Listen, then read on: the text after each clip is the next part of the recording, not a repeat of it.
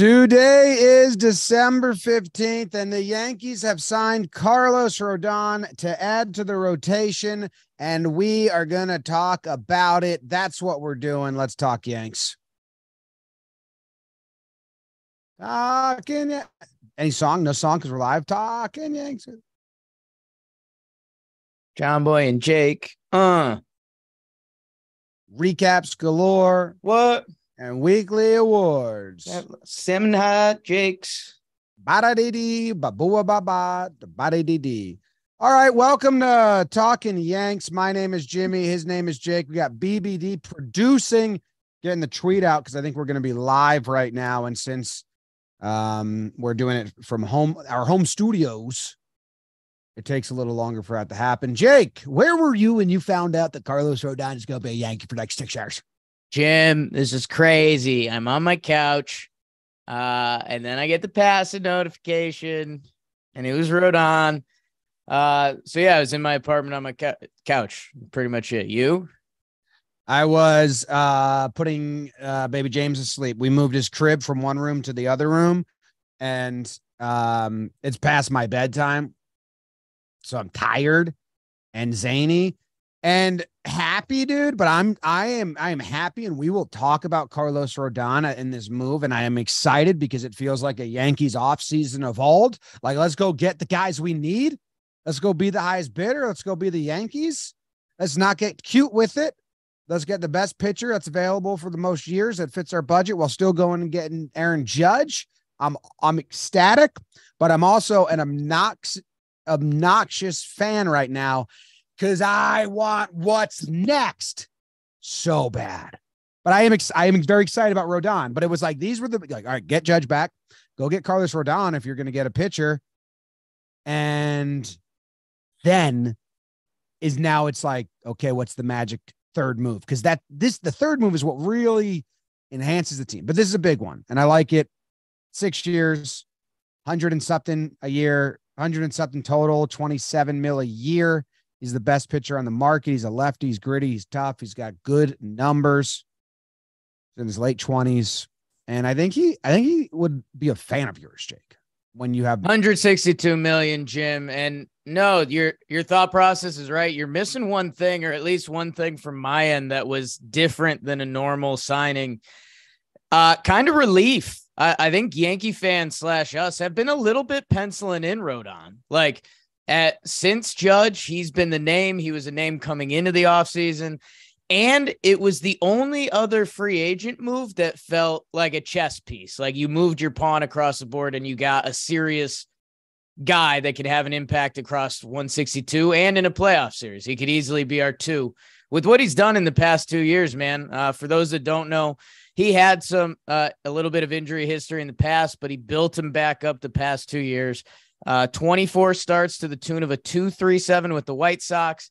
Hits free agency. He signs a 1-year deal with an opt-out, 2.88 ERA with the Giants. He led the NL in FIP last year. He's been really good. The concerns over the past couple years, nothing to do with his ability, just kind of injury and what could happen to him. The years come in a lot better than I expect. This guy is supposedly kind of a fun, quirky personality, which, obviously sign all Talking Yanks up for that. But yeah, I love it, but I was surprised how it wasn't pure excitement. It was excitement. It was relief that we got it done. And then, yeah, dude, where's the big trade or what are we doing on the left side of the field? I know. But this rotation's good. He pencils in, stays healthy. You get him for 6 years with Sebi with a year left, Montas with a year left. You needed a guy that's going to fit the bill. Signings like this are why being a Yankees fan's fun, because when you have Cole locked up for as long as you do, and now Rodon locked up for as long as you do, and now Judge locked up for as long as you do, they're not going to rebuild in the next 10 years. But we've never seen a rebuild. We've seen the 2016 retool, but money's on the books, which means you might as well keep spending and keep trying. And it's fun. And we're lucky that we have get to be a club that does that. And you just want them to spend the money on things that work out and are smart. I think majority of Yankees fans were asking them to re-sign Judge and to get Rodon. So some off seasons you ask for these things and they go and make a funky trade that you're like, what? That's not what we wanted. But okay, maybe it'll work. But this off season, so far, 2 for 2, we're getting what we want. And you know what I want? Better gut health. Oh, I love gut health. Stepped on the scale today. Lightest I've been since I was like 22 years old. So Facts. take that, my gut, in your face. I don't have the ad up, though, do you? The Athletic Greens AG1, Jim? Yeah. Well, I think we got to get you going because I know you've lost a little weight. I'm proud of you every damn day. But Athletic Greens, man, it's for your health. And right now, what are the deal? Okay, yeah, they're giving you the free 1-year supply of immune-supporting vitamin D. We'll get to that in a second. But basically, you take 1 scoop of this in the morning. Hello, you're getting ready for the big Carlos Rodon start, first start of the year. 75 high-quality vitamins, minerals, whole food source, superfoods, and probiotics to start your day right. And again, they are giving you a free 1-year supply of immune-supporting vitamin D and 5 free travel bags with your first purchase. All you have to do is visit athleticgreens.com/Yanks. If you can't remember that one, I can't help you. athleticgreens.com/Yanks. Take ownership of your health like Jim did. Pick up the ultimate nutritional insurance. It helps with energy, recovery, focus, aging, all the things. athleticgreens.com/Yanks. Go check them out, Jim.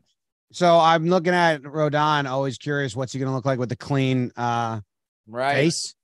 And he kind of has facial hair, comes in kind of patchy, but like a good patchy. Some people have that like Orlando Bloom style where you're like, damn, this patchiness is perfect. And that's kind of what he had going on. Me, Rodon, Orlando Bloom. Yeah. No. You added yourself by accident. But when he was at NC State, wait, he looked good. I think Carlos Rodon's going to look good. I think in a few years, it'll be one of those Yankee things, like good for him. Being a Yankee was good for him. He cleaned up a little bit. Is he going to have days where he's pitching and he has a beard? Yes. Like 100% yes. And that's okay. It'll be regular season games and we'll be like, that's kind of a beard, but Cole, it'll be like beard day. Like I could see the Yankees pitching staff having a secret beard day this year when Cole kind of has his grown in and the other guys. So watch out for that. But no, I think in general, it's going to be a good look for him. I like that you think that. Thank you. Because I do as well. He is from North Carolina, I believe. He's a country boy, right? Like that's what they said. Yeah, my head said Florida, no, but Miami, Florida. State. But someone told us that Miami. he was like the Cuban cowboy. They called him. Noodle, was that you? Yeah, no, I think he's got a. Didn't someone tell us that his nickname was the Cuban Cowboy? Yeah, I mean, I think if you mix, kind of Miami and NC State, North Carolina, you get what you're looking for. Because I think he went to high school in North Carolina too. So he was just born in Miami. His little Miami. His dad's from North Carolina. His dad's from Cuba. Okay, I get it now. And man, between free agency and trade deadline, I feel like we've talked about this guy a lot between here and even talking baseball. That, again, if we're doing that, he was 3rd overall pick in the draft, 2014. So he was like a highly touted guy. Came up with the White Sox, was kind of average as I get rid of the word mid for the new year. Then some injuries hit. He liked what was going on with the White Sox. They declined his arbitration or qualifying offer or whatever it is. They non-tendered him. They non-tendered him, and he came back to the White Sox just for less money than he was supposed to get. Kind of bet on himself and knowing that organization. Paid off with his good season, and he's been lights out, wipeout, strikeout. He led the National League also in K per nines last year. So him and Cole are real. They're tough, man. They're tough. They're good. He also is a ground ball pitcher. I mean, his FIP was awesome last year, even on the Giants, who had a terrible infield.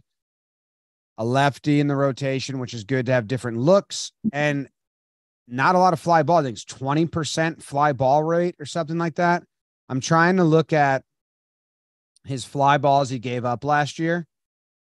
Let me see. Metric range, distance projected over 300. And I'm gonna put them in Yankee Stadium and see like how many boxers. You know, this isn't the most scientific because it discounts like wind and shit, but I like doing this. I disagree. Spray chart. Kansas City Royals. Nope. I want the New York Yankees Stadium.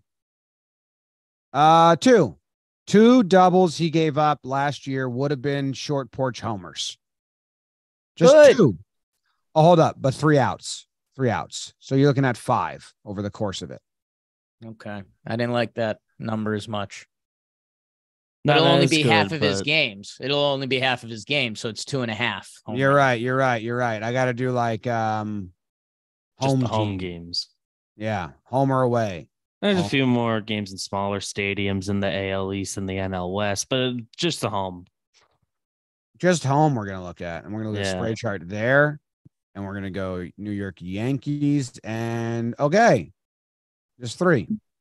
That's nothing, man. And you know what that is, dude? I mean, 2 of Nothing. those are one game. You think know? so? I can tell Like, you. that's how it happens. It's like, oh, that Rizzo 3 homer game. Like, he has. No, this one was against Garrett Stone.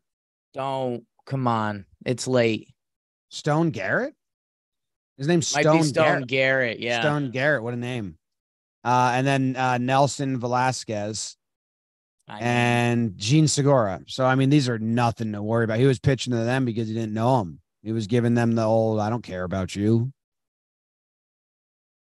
So we're good. Like, we're golden. 0 home runs to the short porch for Rodon this year. That's awesome. I'm so pumped on that. No short porch homers. I'm glad you're pumped on that. Rodon. So, besides a spring training invite, who's more likely to not make the team than make the team, do we think the Yankees are done with starting pitchers?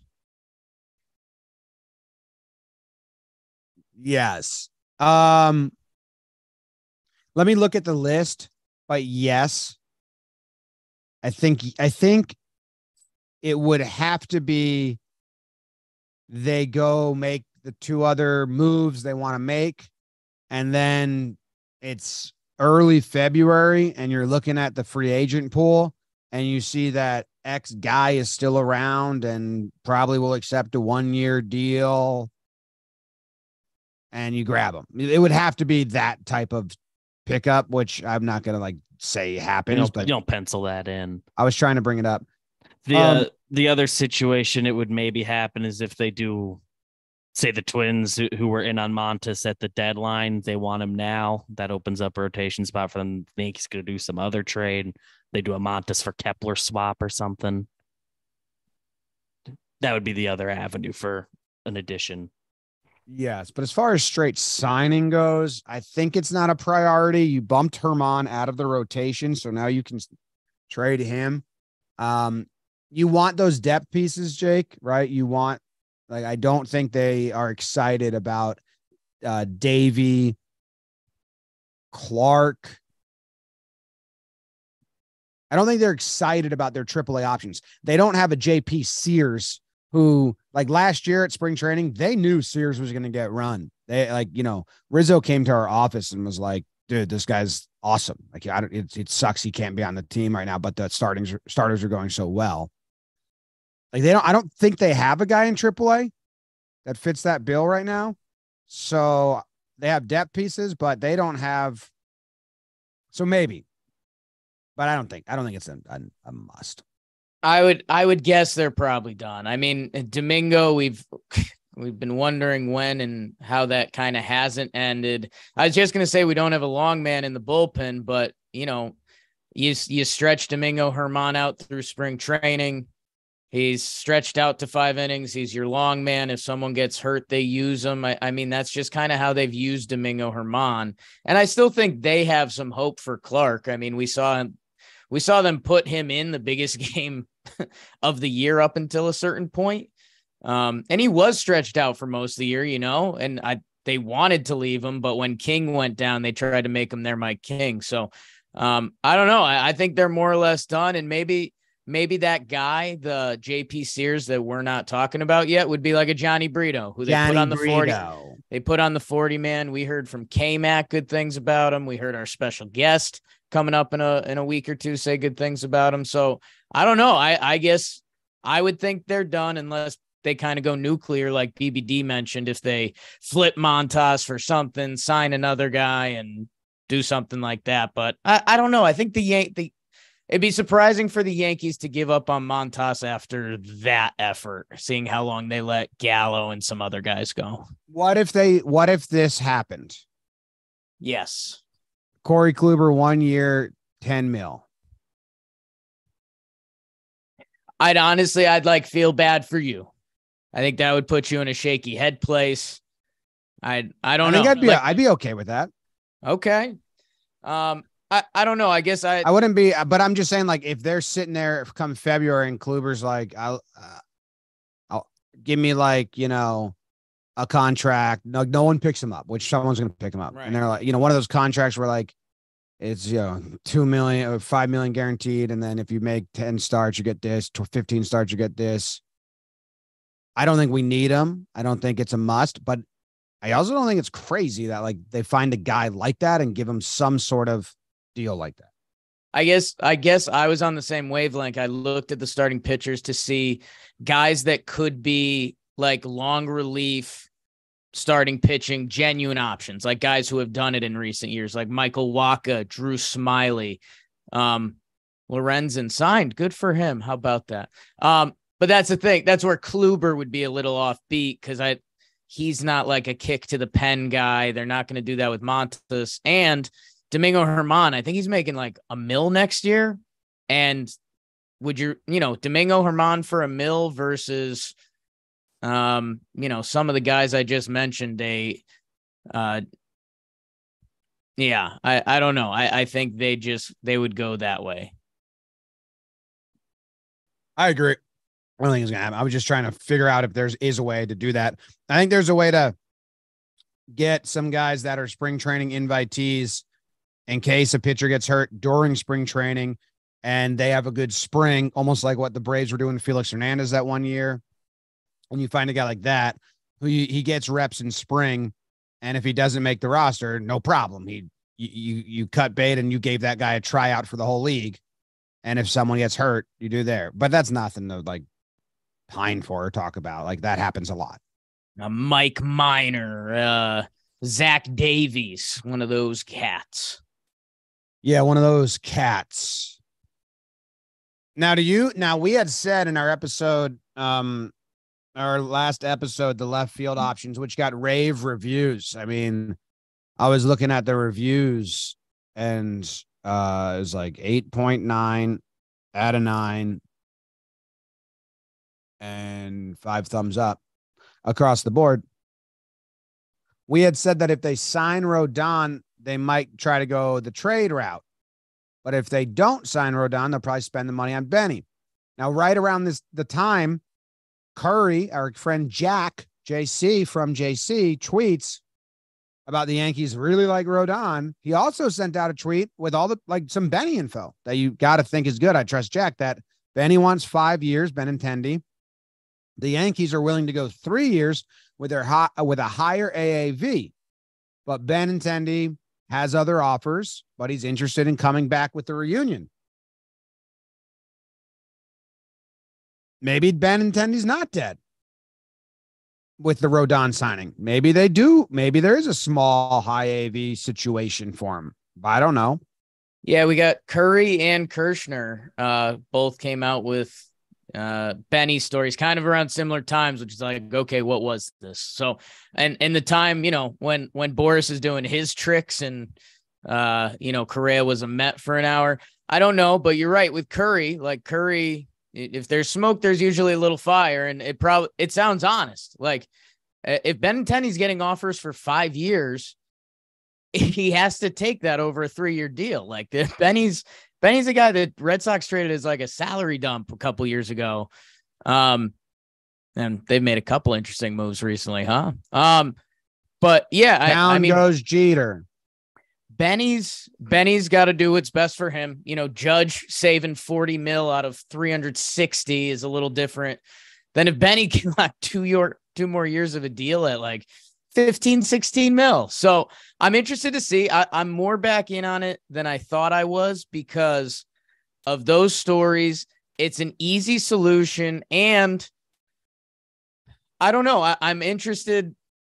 I don't know how much I believe in this, but with Rodon, and you mentioned the Giants were bad defensively last year, I think things are pointing more in the direction of the Yankees are going to start with Josh Donaldson at third base because he played a good defensive third base and they're not ready to cut bait.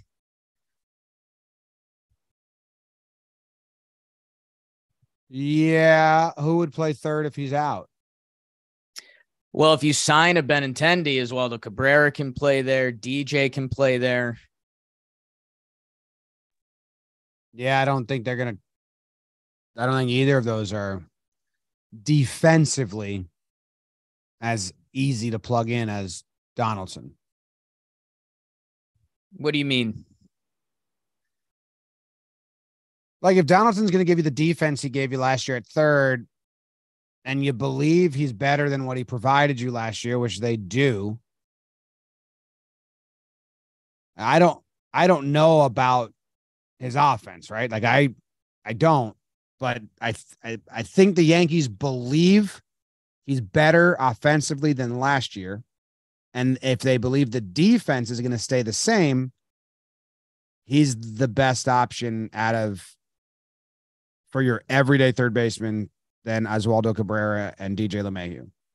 I'm not sure the offense is going to get better. It could get worse. It could have been age. It could have not been a fluke. But if you believe he's going to go back up more towards his normal numbers, then he's the best option. The money's crazy, but he's the best option.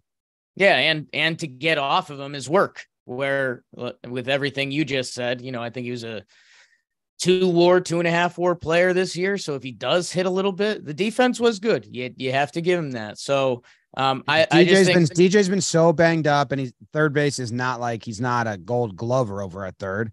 Doesn't have like the crazy arm. And Oswaldo is a crapshoot. You much rather have Oswaldo as a versatile. Like you don't want him as a starter at a position. You just don't. It's a waste of his talent.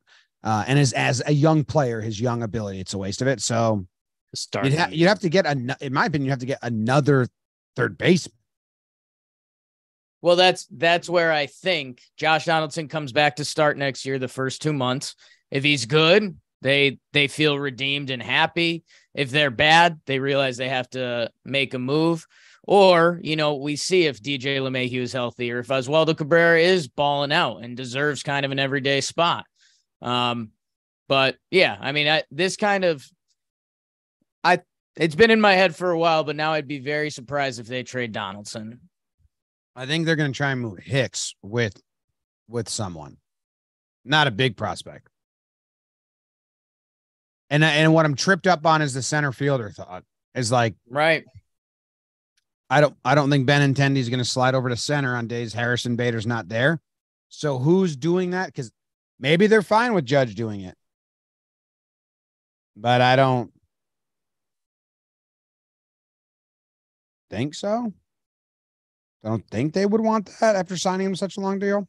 No, you'd like to think Judge is like an option 3 center fielder, but I mean, if they have a big move planned, which Caster's been on, we talked about recently, and you end up with a quadruple A center fielder, a Greg Allen as your true, if Harrison Bader gets hurt, backup center fielder. And then, if he's really hurt, then you figure that out at the deadline. If they make the other moves elsewhere, I mean, they've got 1 year of Harrison Bader. I think they plan on using him every day. But can he stay healthy every day? And what does everyday Harrison Bader look like for the Yankees? Awesome. Probably a stud. The best. The reason we got an 8.9 out of 9 on our left field review is because some people are like, what about Ian Happ? Who sent me, he send me a bottle of wine? Same show. Very nice of him. Love Happer. Good guy. I mean, the Cubs just signed Tyone to 4 years, and they're like signing Bellinger to a year, and they're signing players. And if they were going to trade him, probably would have done it at the deadline. And if they're going to trade him again, probably do it at the deadline when you can get more. Yeah, they would get the same offer at the deadline they'd get now. But the Cubs want their fans to think they're competing and going for it. Like, they're signing guys, so why would they trade? They signed Stroman last year. They signed Tyone this year. They're supposed to be in the running for Dansby. They signed Bellinger. You don't trade Hap to start the year. Trades? Here's my hottest take. Yes. Yes. Trades don't work. Now we're talking. Unless you're on the side where you're giving prospects up. If you're trading and getting prospects, it's not going to work. 8 out of 10 times. Unless you go get 18-year-old Yordan Alvarez. Right. I mean, the Red Sox just DFA'd Jeter Downs. And you look at the Nationals haven't got a single player out of their trades, and they traded everyone. Hey, CJ Abrams and Josiah Gray and Kelbert Reese say, hey, man. You bear. A what? Wait, what? So trades don't work. That's my new thing. Trade the prospects. So what's going to be the big move? What's the surprise move? I think they're gonna go down the Reynolds path hard because they've made trades with the Pirates before. They have some pieces they can move that match with Reynolds. He can give you center field help. He's a lefty bat. But, a trade is also like the Pirates can just be like, nah, we don't want to. Right. And I think it's Benny and Reynolds right now. I think he's got, how when Cashman started with the Yankees, when he was the assistant GM, he talks about how they split it where he had like 14 teams he would exclusively work with, and Watson had 15 or whatever, 16 that he would. So it's a split camp right now, probably like Cashman himself and his crew probably going on to try to sign Benny. And he's probably got all the second. Who's the assistant GM? Gene? The Gene? I don't know. Assistant GM. They're probably going down the Reynolds trade door. And then whoever can get the best return or quickest. That's what I'm hoping. I think it is Gene Afterman. I know my Yanks. AGM, Gene.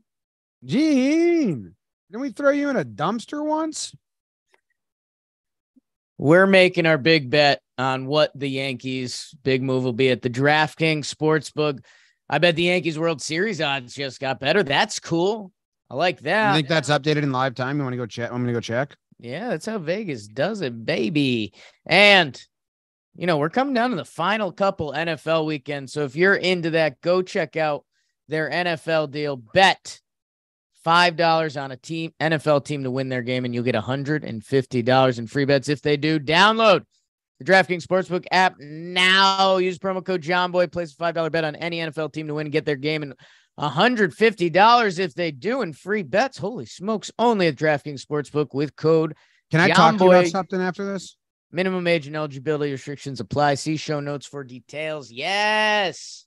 Yankees out of the third best odds to win the World Series. I don't know what they were before, though.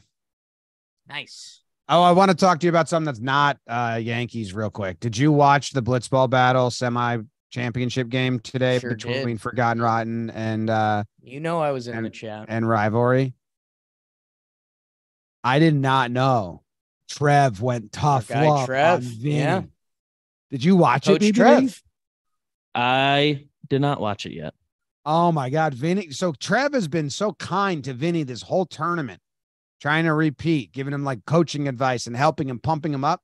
With one strike to go to win and go to the championship, Trev goes tough love on him. He's like, one more strike and we're in this championship game and we got love yous throw a fucking strike. Let's go.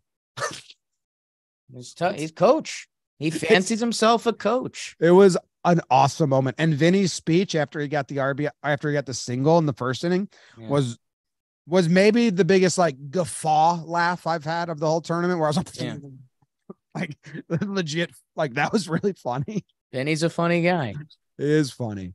Go check it out if you haven't. Our Warehouse Games channel. Go check out Warehouse Games. The championship game is Monday. Ooh. But Trevor Plouffe going tough love was so funny. So what do we even do now? We think we're maybe waiting for Benny. We think there maybe is a trade. I mean, that's going to be a lot of rumors. I don't know.